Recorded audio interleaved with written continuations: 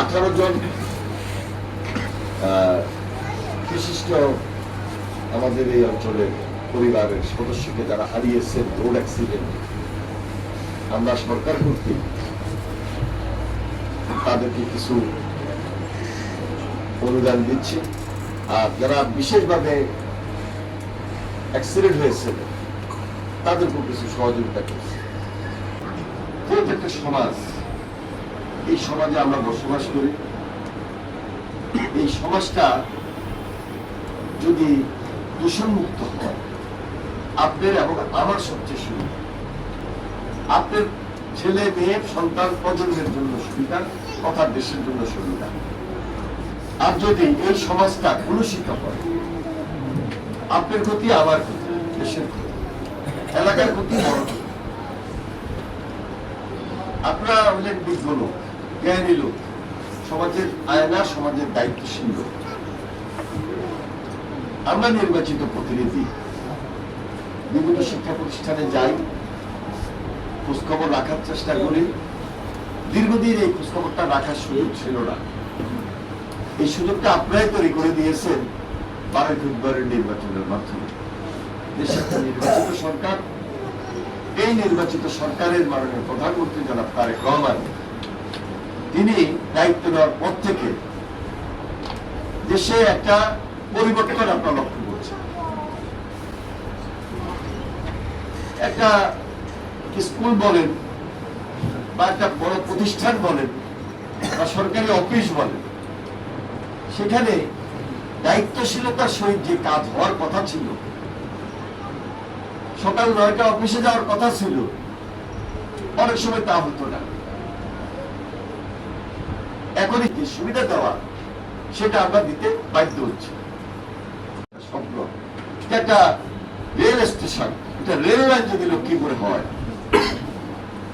একটা আশার আলো সৃষ্টি হয়েছে নাকি? একটা লক্ষ্মীপুরে রেল লাইন হইতে পারে।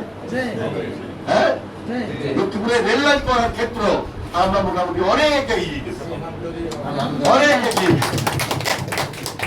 আর উন্নয়নের কাজ তো দৃশ্যমান।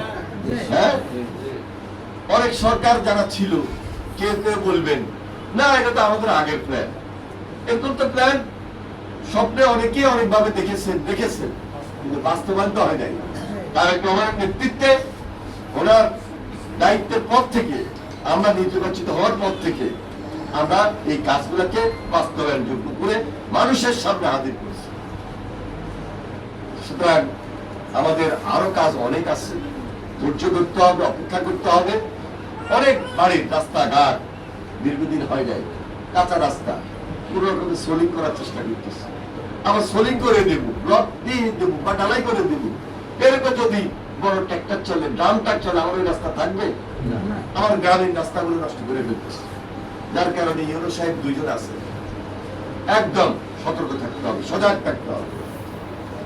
হাইওয়েতে আপনার গ্রাম ট্রাক, বড় ট্রাক চলতে পারে, কিন্তু আমাদের গ্রামের ভিতরে যদি বালু আনা নেওয়ার ক্ষেত্রে, ব্রিক ফিল্ডে ব্রিক আনা নেওয়ার ক্ষেত্রে যদি সেই ধরনের কন্টিনিউয়াসলি যদি এটা করতে থাকে, তাহলে তো আমাদের রাস্তাঘাট থাকবে না। সরকার টাকা দিবে, কিন্তু আমার রাস্তা নষ্ট হয়ে যাবে, আমরা জনগণ ক্ষতিগ্রস্ত হব। এগুলো আমাদেরকে শক্ত হাতে মেনটেন করতে হবে। সেই জন্য সামাজিক ভাবে আমাদের কিছু দায় দায়িত্ব রয়েছে, বিদায় এই কথাগুলো আপনাদের সামনে তুলে ধরলাম। আমি আর বেশি কথা বলবো না। সারাদিন আমরা মিটিং এর মধ্যেই থাকি, ব্যস্ত থাকি। আমার বাসা গেলে প্রচুর ভিড়, অনেক। আরেকদিকে ইতিমধ্যে আপনারা লক্ষ্য করেছেন, লক্ষ্মীপুরের যেটা আপনাদের চিন্তায় ছিল, স্বপ্নে ছিল, যেটা আপনাদের মনে মনে সার্বক্ষণিক ভাবে কাজ করেছে, যে আমাদের একটা ভালো বড় রাস্তা হবে, আমাদের ইউনিয়নের রাস্তাগুলা দ্রুত হবে। দীর্ঘদিন যেটা আপনারা আমরা অবহেলিত ছিলাম লক্ষ্মীপুর, এত আশা করেন না।